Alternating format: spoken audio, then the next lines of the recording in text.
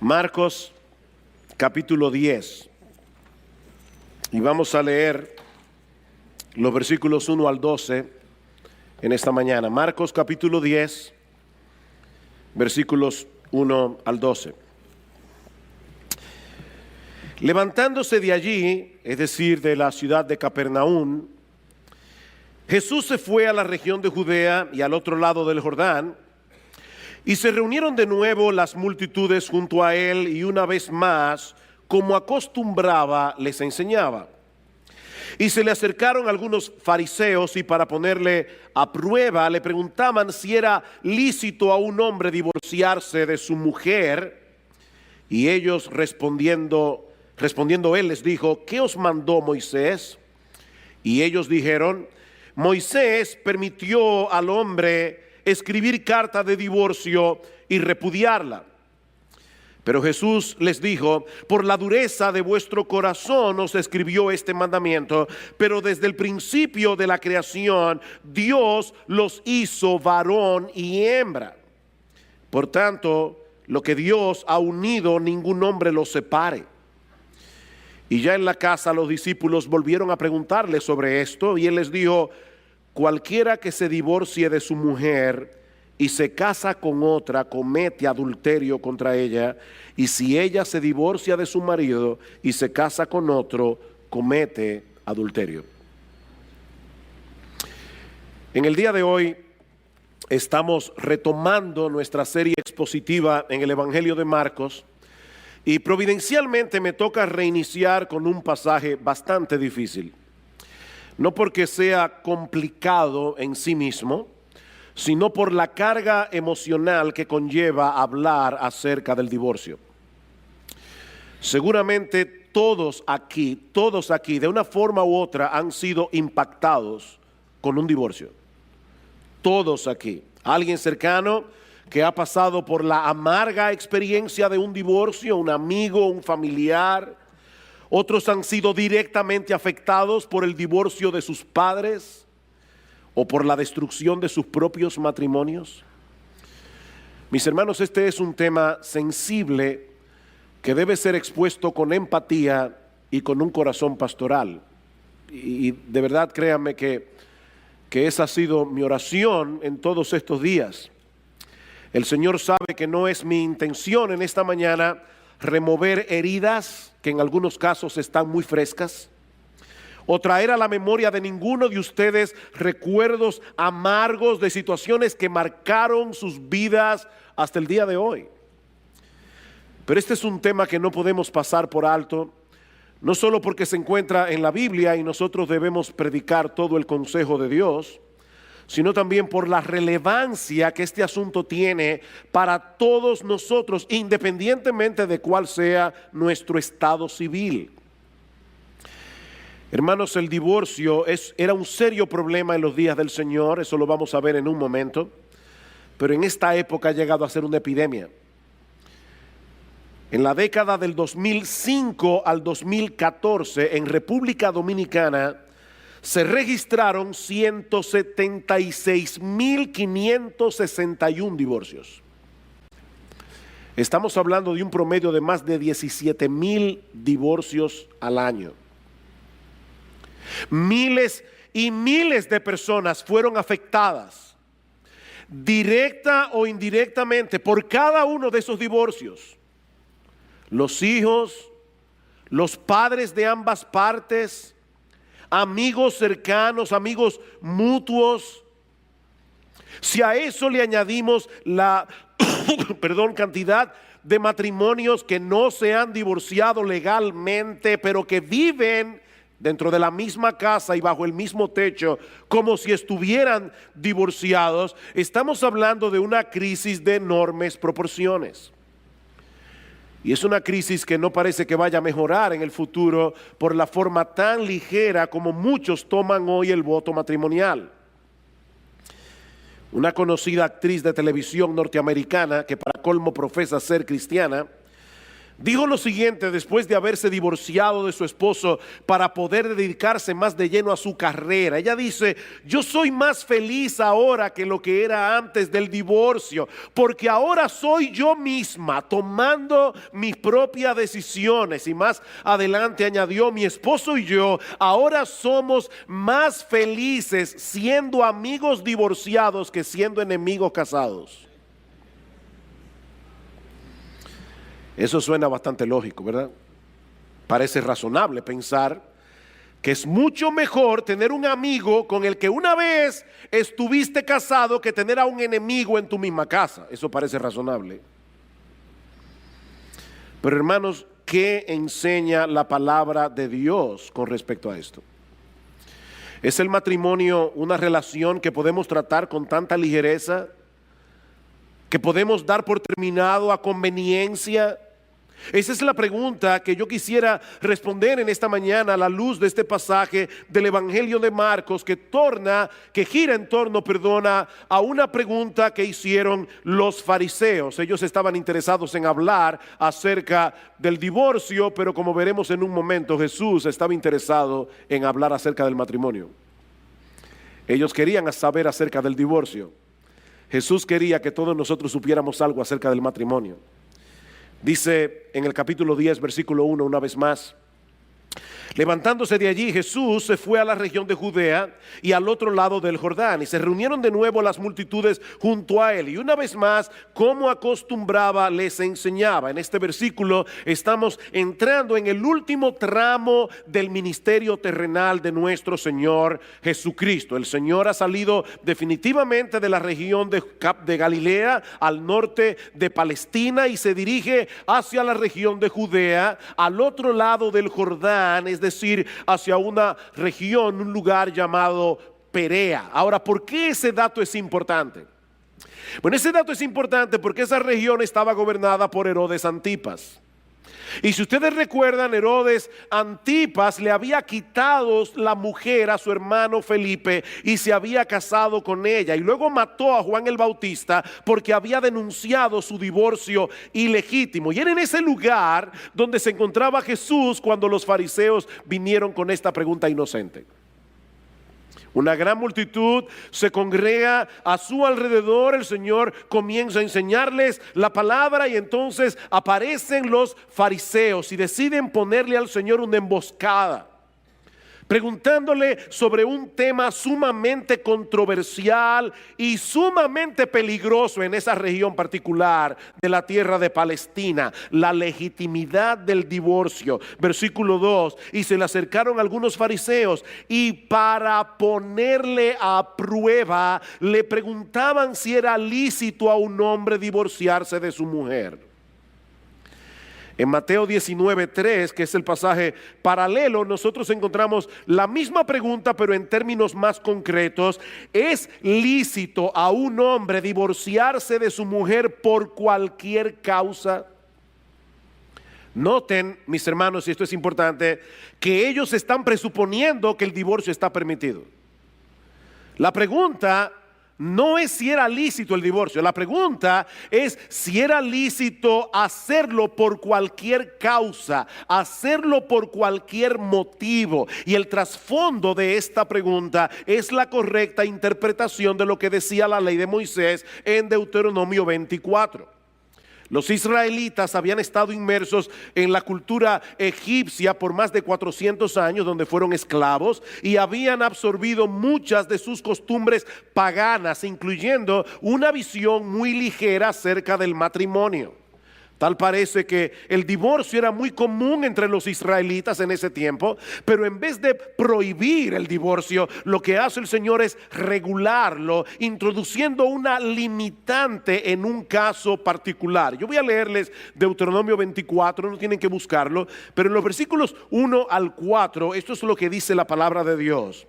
Cuando alguno toma una mujer y se casa con ella, si sucede que no le es agradable por haber encontrado algo reprochable en ella, y le escribe certificado de divorcio y lo pone en su mano y la despide de su casa, y ella sale de su casa y llega a ser mujer de otro hombre. De paso, hermanos, Dios no habla por hablar. Si Dios tuvo que regular en ese caso, es porque eso estaba sucediendo muy a menudo.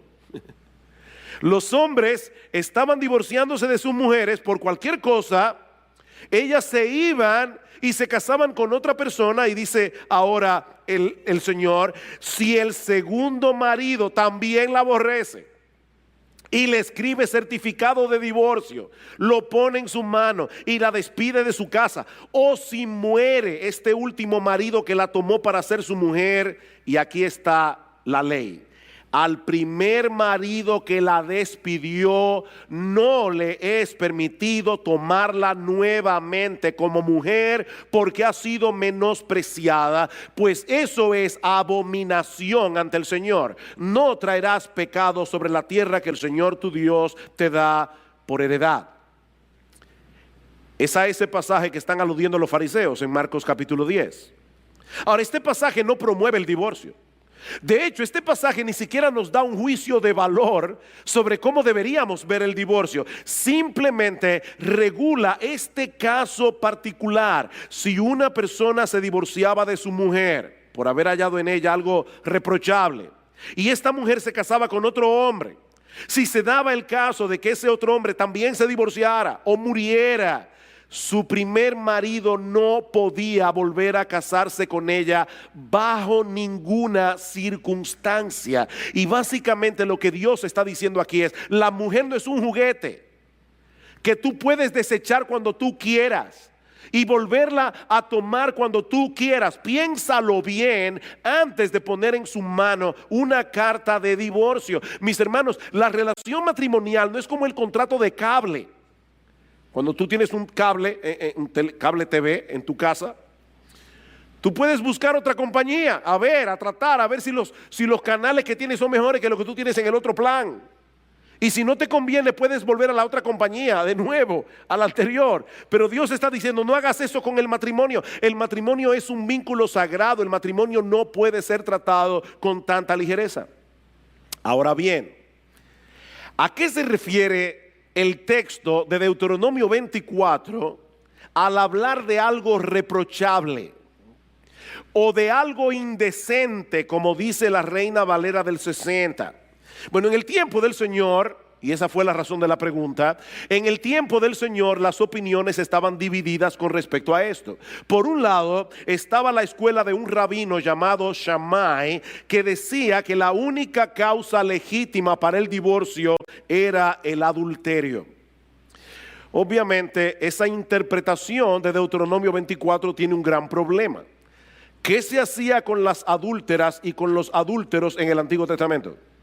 Le aplicaban la pena capital, así que evidentemente era permitido el matrimonio por causa de adulterio, porque al adúltero lo mataban y la persona quedaba viuda, así que no había problemas, no había que regular sobre ese tema. Así que no puede ser de eso que está hablando Deuteronomio 24. Por otro lado estaba la escuela de otro rabino llamado Hillel, que decía que el texto de Deuteronomio 24 se refiere a cualquier cosa, literalmente cualquier cosa que hiciera que la mujer luciera desagradable o vergonzosa a los ojos del marido. Y por supuesto, además está decir que esa era la posición más popular entre los fariseos en el día del Señor. Noten una vez más la pregunta: ¿es lícito a un hombre divorciarse de su mujer por cualquier causa? ¿Tiene razón el rabino Hillel? Es lo que ellos le están preguntando. Mis hermanos, según el rabino Hillel, si la mujer quemaba el pan, eso era algo reprochable y por lo tanto una causa legítima para divorciarse. Si quemaba el pan.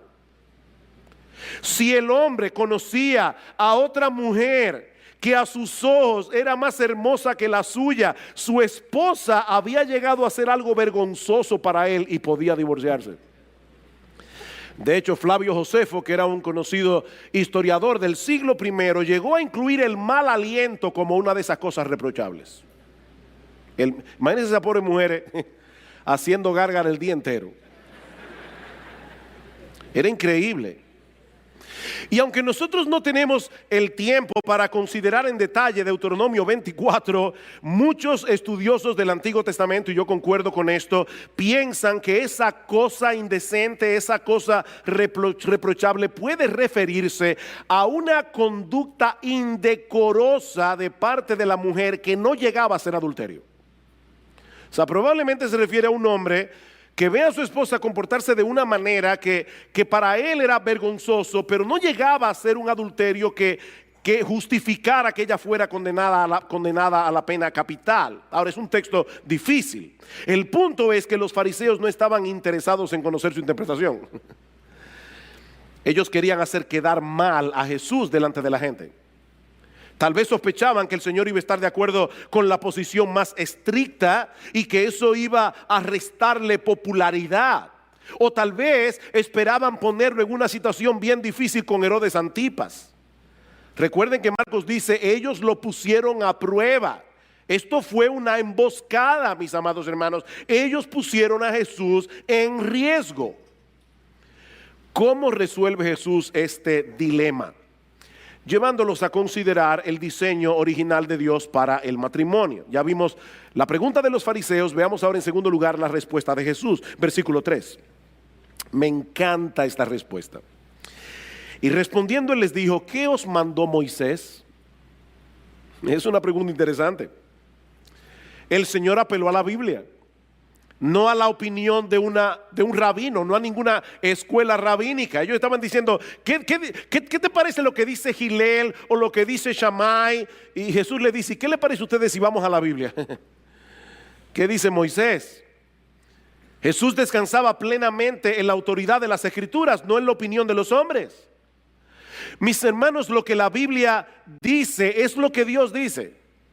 Lo que la Biblia dice es lo que Dios dice, porque este libro que fue escrito por hombres inspirados por el Espíritu Santo. No importa cuál sea el tema que estemos tratando, lo que Dios dice en su palabra es lo que le pone punto final a cualquier cosa.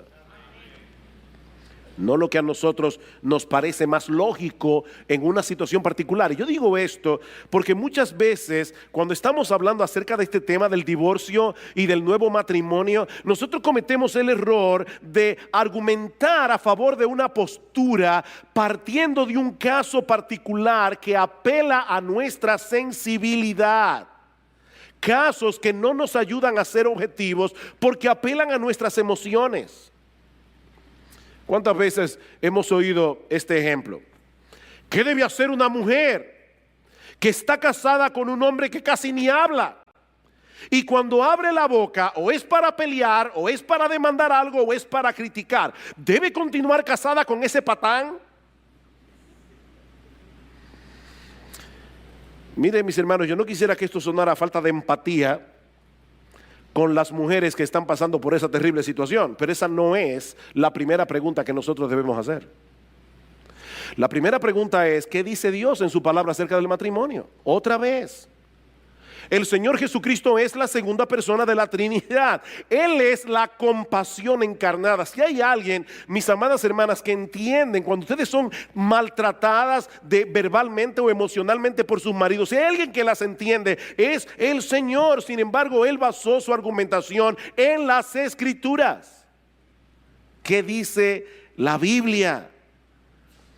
Aunque este es un tema que nos impacta emocionalmente, hermanos, no podemos tomar decisiones sobre la base de nuestras emociones. Debemos tomar decisiones sobre la base de lo que Dios ha revelado en su palabra. ¿Qué os mandó Moisés? Versículo 4. Ellos dijeron, ¿Moisés permitió al hombre escribir carta de divorcio y repudiarla?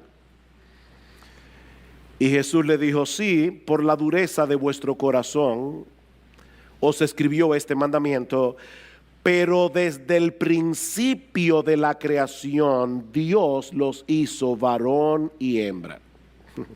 Deténganse allí un momento.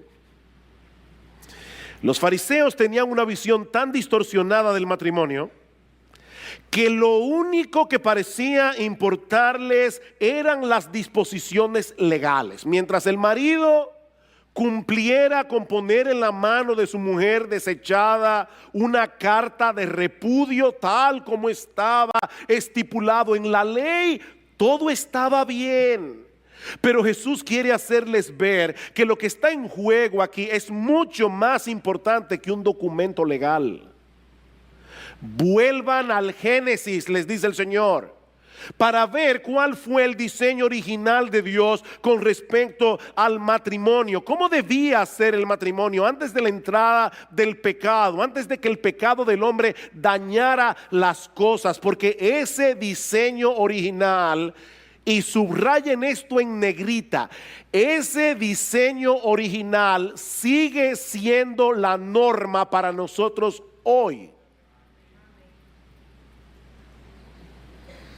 Sí, vivimos en un mundo caído, vivimos en un mundo dañado por el pecado, donde muchos matrimonios no son lo que deben ser, pero aún así el matrimonio debe funcionar conforme a su diseño original. Desde el principio de la creación, dice Jesús, Dios nos hizo varón y hembra. ¿Para qué? ¿Para qué nos hizo varón y hembra? Para que nos complementemos el uno al otro. Versículo 7. Por esta razón el hombre dejará a su padre y a su madre, y los dos serán una sola carne. Por consiguiente, ya no son dos, sino una sola carne. A pesar de lo estrecha que puede ser la relación entre padres e hijos, Cristo está diciendo aquí, la relación matrimonial está supuesta a ser mucho más cercana, está supuesta a ser mucho más íntima, porque a través del pacto matrimonial los dos vienen a ser uno, una sola carne. Eso no sucede con ninguna otra relación terrenal, ni siquiera la relación entre padres e hijos. El hombre y la mujer quedan adheridos el uno al otro, de tal manera que ya no es tu vida, mi vida, es nuestra vida. Los planes de ambos, los anhelos, los problemas, las circunstancias se funden en uno solo. Y de esa manera el matrimonio viene a ser una figura, una parábola viviente, una representación de la relación que Cristo tiene con su iglesia. Eso es lo que dice Pablo en Efesios capítulo 5. Maridos, amad a vuestras mujeres, así como Cristo amó a la iglesia y se entregó a sí mismo por ella para santificarla, habiéndola purificado en el lavamiento del agua por la palabra. Dice, cuando tú te casas con tu mujer, tú eres un cuerpo con ella, y Pablo dice, grande es este misterio, mas yo digo esto con respecto de Cristo y de la iglesia. Este mega misterio es con respecto a Cristo y la iglesia. Mis hermanos, es por eso que este asunto del matrimonio es tan importante. No solo porque el matrimonio es la relación más fundamental de la sociedad humana, sino porque está llamado a ser una parábola viviente del evangelio. Desde el principio de la creación, Dios diseñó el matrimonio para que representara otra cosa mucho más sublime que la relación romántica entre un hombre y una mujer. Él nos creó varón y hembra, con nuestras similitudes y con nuestras diferencias. ¿Para qué? Para que fuéramos capaces de unirnos y complementarnos el uno con el otro. Ese es el diseño original de Dios.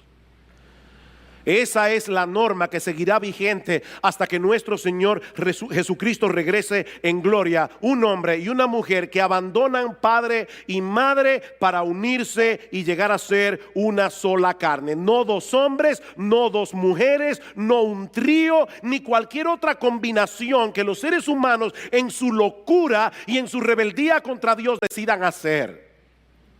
Un hombre y una mujer. Y precisamente sobre la base de ese diseño, escuchen ahora la conclusión del Señor, versículo 9. Por lo tanto, lo que Dios ha unido, ningún hombre lo separe. Por lo tanto, cuando un hombre y una mujer vienen a ser uno a través del vínculo sagrado del matrimonio, Dios pone su sello sobre esa unión. Y por lo tanto, ningún hombre tiene derecho a quebrar ese sello. Mis hermanos, ese es el estándar de Dios y ese tiene que ser el estándar de la iglesia. Ese es el estándar de Dios. No es la perspectiva de nuestra cultura la que debe determinar nuestra perspectiva del matrimonio. Es la perspectiva de Dios revelada en su palabra. Es como si Dios tomara a un hombre y a una mujer y los pegara el uno al otro con un pegamento celestial. Y no conforme con eso, pone un sello en el punto de unión para que nadie se atreva a romper ese sello.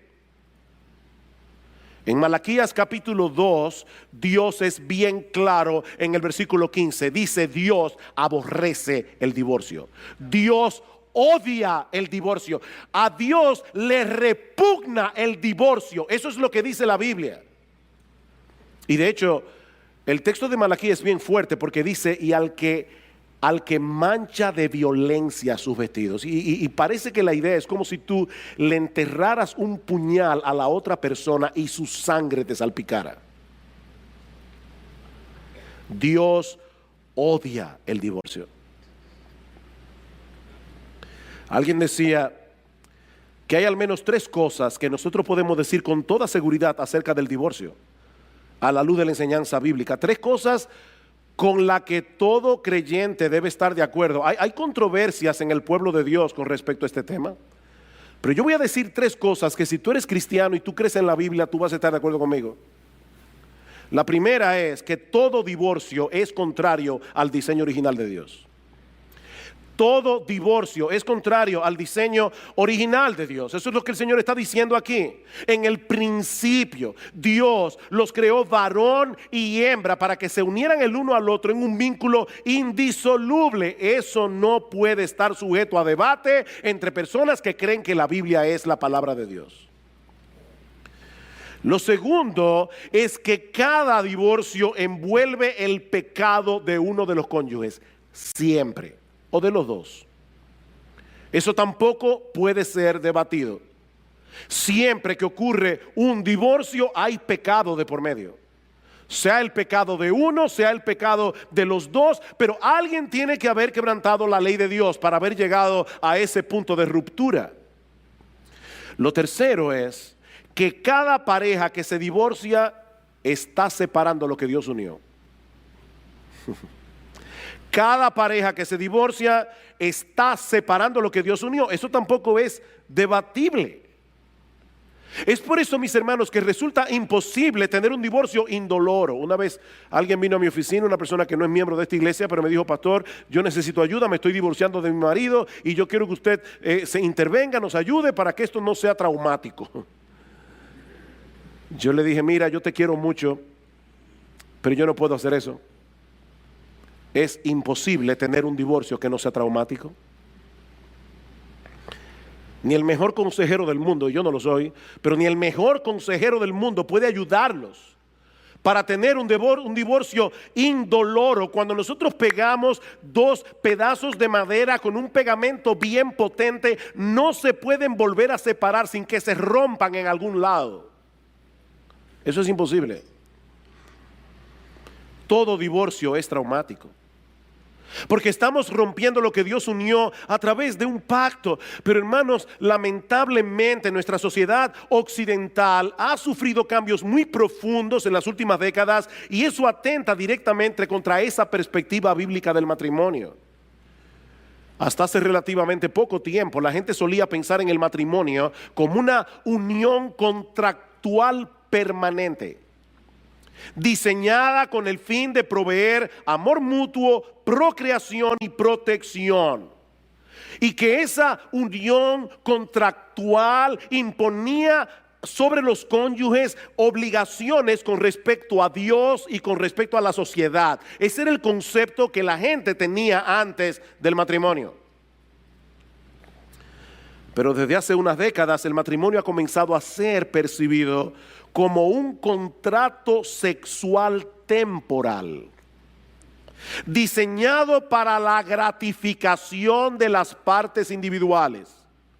En otras palabras, lo que antes era una institución pública para el bien común, ahora es un arreglo privado para la satisfacción del individuo. Mientras esa relación me reporte beneficios, permanezco junto contigo. Cuando comience a ser un estorbo, lo damos por terminado y me busco otra relación. Pero eso es totalmente contrario al diseño de Dios para el matrimonio. Mis hermanos, de acuerdo a la perspectiva de Dios revelada en su palabra, yo tengo que amar a mi cónyuge. Yo tengo que hacerlo, porque yo me comprometí a hacerlo en el pacto matrimonial. Yo no tengo otra opción. Yo no tengo otra opción. Tú no tienes otra opción. Decía el puritano Henry Smith: un hombre debe elegir primero a quién amar y luego amar su elección. ¿Oíste eso? Elige primero a quién amar y luego ama tu elección. Porque tú no tienes otra elección. No tienes otra opción. De hecho, eso fue lo que hizo Jesús. ¿O no? Jesús eligió al objeto de su amor y ahora lo ama. Y eso es lo que tú prometiste hacer el día de tu boda. Eso fue lo que tú prometiste hacer. Ay, pastor, mire que yo cuando me casé yo no era creyente. Yo no sé si tú eras pagano. Cuando tú te casaste, eso fue lo que tú prometiste en tu voto matrimonial, y Dios le puso un sello a ese voto. Ese fue el voto sagrado que tú hiciste delante de Dios y delante de los hombres. Es de ese modo que nosotros vamos a representar la relación que tiene Cristo con su iglesia, como dice el pasaje de Efesios que leímos hace un momento. Cristo nos amó cuando no había nada bueno en nosotros que nos hiciera dignos de su amor. ¿O no es así? Y ahora Él está trabajando en nosotros, porque hay muchas cosas todavía en nuestro carácter que a Cristo no le agradan. Pero ¿qué está haciendo Cristo? Él está trabajando en nosotros para que algún día nosotros lleguemos a ser la esposa que Él quiere que seamos. Y Él diseñó el matrimonio para hacer visible ante los ojos del mundo esa clase de amor. Él no nos ama por lo que somos, Él nos ama a pesar de lo que somos. Y es en virtud de ese amor que Él nos está santificando gradualmente para llegar a ser la esposa que Él quiere que nosotros seamos. Eso significa, mis hermanos, que el amor de Cristo por nosotros no depende de lo que nosotros hagamos, no depende de lo que dejemos de hacer. El amor de Cristo por nosotros depende de su elección y de su pacto. De eso depende el amor de Jesús. Él nos escogió por el puro afecto de su voluntad, es decir, por una razón que solo está en Él, no en nosotros, y Él decidió unir nuestras vidas con la suya, con un vínculo que no podrá ser quebrantado de ninguna manera. ¿Quién nos separará del amor de Cristo? Romanos 8, nadie, nadie. Y ahora Él manda a los esposos a que amen a sus esposas como Él ama a la suya. A veces las mujeres dicen: oye, a nosotros nos tocó la parte más dura, la sumisión. De verdad, hermanas, que a ustedes les tocó la parte más difícil. A nosotros nos tocó amar a nuestras esposas como Cristo amó a la iglesia. ¿Qué es más demandante? Ama a tu esposa como Cristo amó a la iglesia. Eso es lo que Pablo está diciendo en Efesios 5. Amen a sus esposas como yo amo a la mía, dice Jesús. En vez de estarse quejando de sus debilidades, en vez de estarse quejando de sus pecados y llenándose de amargura contra vuestras esposas, hagan todo lo que esté a vuestro alcance para ser agente de cambio en sus vidas. Con la ayuda de Dios. Esa es la enseñanza de Efesios 5. El que ama a su mujer a sí mismo se ama. Porque nadie aborreció jamás a su propia carne, sino que la sustenta y la cuida, como también Cristo a la iglesia. Y a través del voto matrimonial, esa mujer es ahora tu carne. Tú no puedes dañarla a ella sin dañarte tú.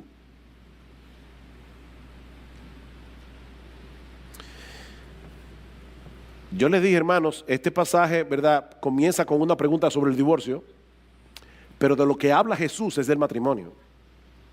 Ahora, ¿qué del divorcio? ¿Quiere decir entonces que no existe ninguna razón legítima para que una pareja se divorcie? Eso nos lleva a nuestro tercer encabezado. Ya vimos la pregunta de los fariseos, luego la respuesta de Jesús. Veamos ahora en tercer lugar la pregunta de los discípulos. Versículo 10. Y ya en la casa, los discípulos volvieron a preguntarle sobre esto. Yo me imagino a los apóstoles diciendo, pero ve acá, a final de cuentas, él no respondió a la pregunta. Ellos se quedaron dándole mente al asunto. Por lo menos no lo respondió directamente. Y yo supongo que Jesús no quiso responder, por lo menos por dos razones. Por un lado, porque no era una pregunta sincera, eso ya lo vimos hace un momento, esto fue una emboscada. Esto no era una pregunta sincera, ellos no tenían ningún interés de entender mejor las escrituras, ellos querían desacreditar a Jesús. Y el Señor decidió no responderles. Pero yo pensaba, estudiando ese texto esta semana, ¿y no será también que Cristo no quiso responder directamente porque Él quería dejar en la multitud una visión elevada del matrimonio? Recuerden que los fariseos no eran los únicos que estaban allí ese día. Si leen el versículo 1 otra vez, allí dice que Cristo estaba rodeado de multitudes. Ahí había mucha gente, muchísima gente. Y es muy probable que el Señor hubiera querido dejar en sus mentes la idea de que lo importante no es si existe alguna razón legítima para divorciarse. Lo importante es recordar que hay muchas razones para seguir casado. Pero los discípulos estaban inquietos. De hecho, en el pasaje paralelo de Mateo dijeron, ay mi madre, pero si eso es así no conviene casarse. Ellos estaban tan acostumbrados ya a esa cosmovisión de que se podían zafar de la mujer por cualquier cosa, que ellos llegaron a pensar, entonces no conviene casarse. Así que ellos vuelven a preguntarle al Señor en privado, y eso nos lleva a nuestro último encabezado, la respuesta de Jesús a los apóstoles. Versículo 11. Y Él les dijo, esto es en privado ahora a los discípulos, cualquiera que se divorcie de su mujer y se case con otra comete adulterio contra ella. Y si ella se divorcia de su marido y se casa con otro, comete adulterio. Ustedes ven, hermanos, por qué yo les decía que esto fue una trampa que los fariseos le pusieron a Jesús, no solamente por lo de Herodes Antipas. ¿Ustedes imaginan que Jesús viniera a un programa de televisión con un alto rating de audiencia y que le hicieran esa pregunta frente a las cámaras y Cristo dijera en nuestra sociedad, cualquiera que se divorcia de su mujer por cualquier causa, porque esa fue la pregunta, y se casa con otra persona, ha adulterado? Esta sociedad está llena de adúlteros. No hubiera sido muy popular. Seguro que no hubiera sido muy popular. Ahora, hermanos, es importante recordar cuál fue la pregunta que Jesús está respondiendo aquí en el Evangelio de Mateo. ¿Es lícito a un hombre divorciarse de su mujer por cualquier causa? La respuesta del Señor a los discípulos es por supuesto que no. Por supuesto que no.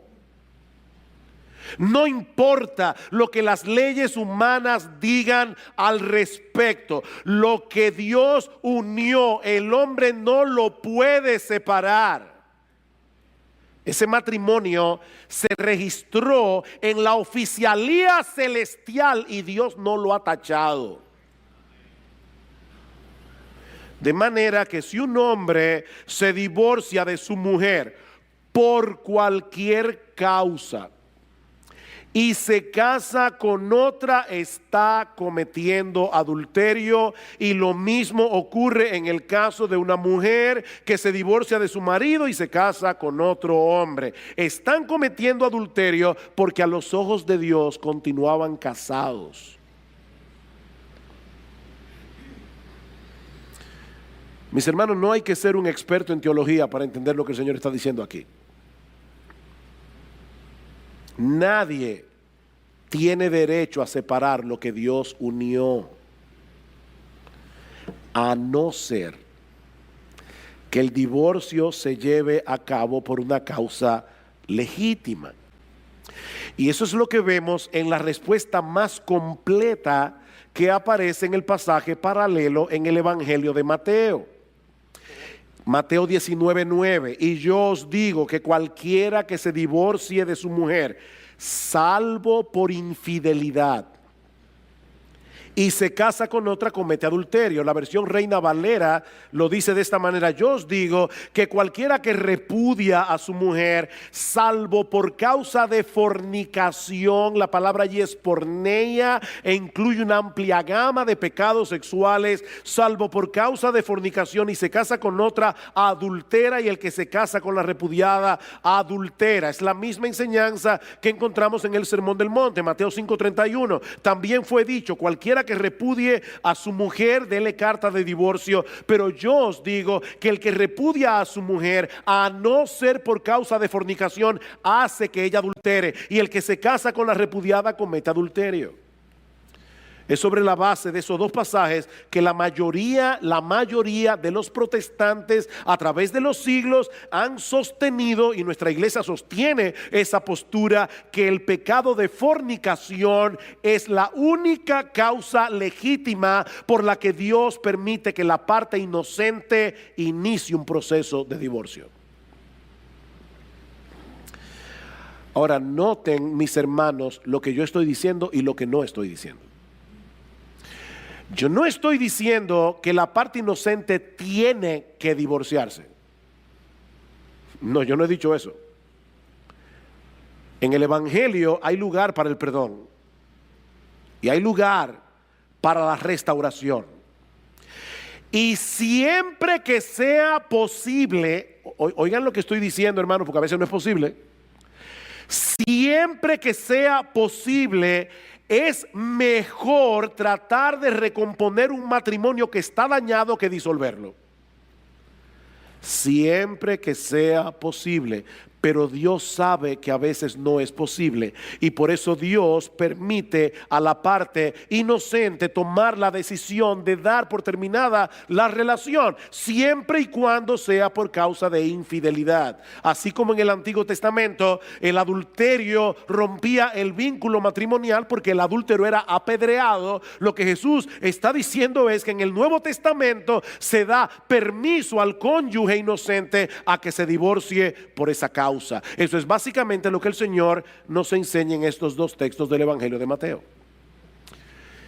Alguien dirá: pastor, ¿y qué de 1 Corintios 7? Yo no tengo tiempo para entrar en 1 Corintios 7, pero Pablo está tratando allí dos casos muy diferentes. En primer lugar, está tratando el caso de dos creyentes que porque la relación matrimonial está tan deteriorada, deciden separarse. Y Pablo dice: si a pesar de lo que ya el Señor dijo acerca del matrimonio, ustedes deciden separarse, no se pueden volver a casar. No se pueden, no tienen permiso de Dios para volverse a casar. Por supuesto, ahí Pablo no está tratando con el problema del adulterio. Si hubiera adulterio, habría que tratar ese caso independientemente. Pablo está diciendo dos personas que de repente, profesando ser creyentes, deciden separarse. No se pueden volver a casar. El otro caso que Pablo trata es un caso en el que hay un creyente casado con una incrédula o una creyente casado con un incrédulo. Mientras el incrédulo consienta en vivir con la creyente, no hay problema. Pero ¿qué pasa si el incrédulo decide él poner el divorcio? Entonces Pablo dice: no está el hermano o la hermana sujeta a servidumbre en semejante caso. Y muchos exégetas entienden que lo que Pablo está diciendo allí es: no está el hermano o la hermana sujeta al voto matrimonial en ese caso, porque el incrédulo decidió romperlo, pero ella no. o él, creyente, pero eso es otro caso. Mis hermanos, yo quisiera concluir trayendo 3 palabras de aplicación en esta mañana, a 3 grupos distintos que se encuentran en esta iglesia. En primer lugar, quisiera dirigirme a los casados. A los casados. Queridos hermanos, amigos que están aquí en esta mañana, el matrimonio no es un juego. El matrimonio no es un juego. Y el divorcio no es el único mal que afecta el matrimonio. El matrimonio es un pacto de compañía, como vemos en Proverbios capítulo 2, versículo 14, Malaquías capítulo 2, Proverbios 2:16, Malaquías 2:14. Es un pacto, una promesa sobre la que yo juro. De manera que cuando un hombre o una mujer es indiferente hacia su cónyuge o está violando el papel que Dios le asignó en ese matrimonio donde debían complementarse el uno al otro, están violando el pacto que hicieron en la presencia de Dios. Y mis amados hermanos casados, amigos casados, nadie puede violar ese pacto sin sufrir las consecuencias. El que ama a su mujer, a sí mismo se ama. ¿Sabes por qué? Porque tu mujer es tu cuerpo. Tu mujer es tu otra mitad. Tú no puedes dejar de amar a tu esposa sin ser afectado tú. Mis hermanos, estamos viviendo tiempos muy difíciles. Por encima de todas las cosas, protejan sus matrimonios. Denle tiempo a sus matrimonios. Un buen matrimonio no se cultiva por ósmosis. Un buen matrimonio no se cultiva por generación espontánea. Un buen matrimonio hay que cultivarlo. Cuiden sus matrimonios, protejan sus matrimonios. Recuérdense una y otra vez que el gran propósito del matrimonio no es que seamos felices en esa relación. Sí, me oíste bien. Me oíste bien. El gran propósito del matrimonio no es que seamos felices, aunque como consecuencia de cumplir el propósito por el cual Dios diseñó el matrimonio, se derive la felicidad. Como una consecuencia. Pero Dios no diseñó el matrimonio para que seamos felices. Dios no diseñó el matrimonio para que la otra persona supla lo que yo entiendo que son mis necesidades. Y son muchas las necesidades que son cubiertas en el matrimonio. Pero mi amado hermano, mi amada hermana, recuerda, el gran propósito del matrimonio es que representemos ante el mundo el tipo de amor, de relación que Cristo tiene con su iglesia. Tú no te casaste con un ángel. Te casaste con un pecador. Te casaste con una pecadora. Y Dios te llamó a ti a ser un agente de cambio en su vida. Cuida tu matrimonio. Dios quiere usar tu matrimonio para santificarte. Cuida tu matrimonio. En segundo lugar, yo quisiera dirigir unas palabras de aplicación a los solteros. Procuren casarse. Procuren casarse. Pablo dice eso en 1 Corintios 7. Pero no lo hagan a la ligera. No lo hagan a la ligera. No se lleven simplemente de lo que ven vuestros ojos. Proverbios capítulo 11, versículo 22 es muy claro. El Espíritu Santo inspiró al autor de Proverbios para escribir estas palabras.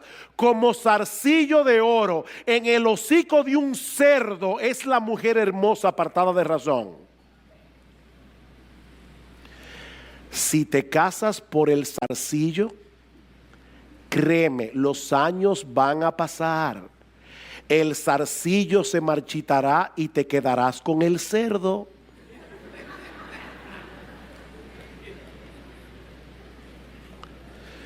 procura casarte, pero no lo hagas a la ligera. No lo hagas por razones equivocadas.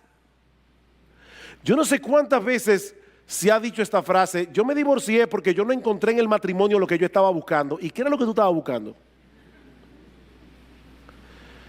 ¿Qué era lo que tú estabas buscando? Porque tal vez el problema no es que la institución esté dañada, el problema tal vez no está en tu mujer o en tu esposo, el problema tal vez es que te casaste con expectativas equivocadas. No te cases por razones equivocadas. Sí, debes orar a Dios que te provea un compañero, pero pídele también que te prepare a ti adecuadamente para el matrimonio. Pídele a Dios que te prepare a ti. Recuerda, mi hermano, mi hermana, que tú no estás buscando primariamente a una persona que te ame. No, tú no estás buscando primariamente a una persona que te haga sentir especial. Lo que tú debes estar buscando es una persona a quien amar, como Cristo te amó a ti. Y Dios es tan bueno que Él nos ha dado el sentido del gusto y nos provee esposas que nos gusten y viceversa. Pero esa no debe ser la razón principal por la que tú escoges a una persona. Pidan consejo, jóvenes. Pidan consejo. Escuchen a sus padres. Escuchen a los que están dispuestos a decirles lo que a ustedes no les gustaría oír.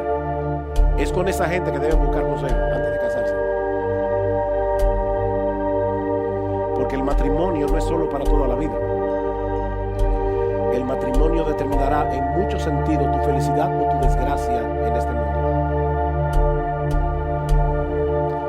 Pero también, y esta es mi mayor carga en esta mañana, yo quisiera dirigir unas palabras a los divorciados.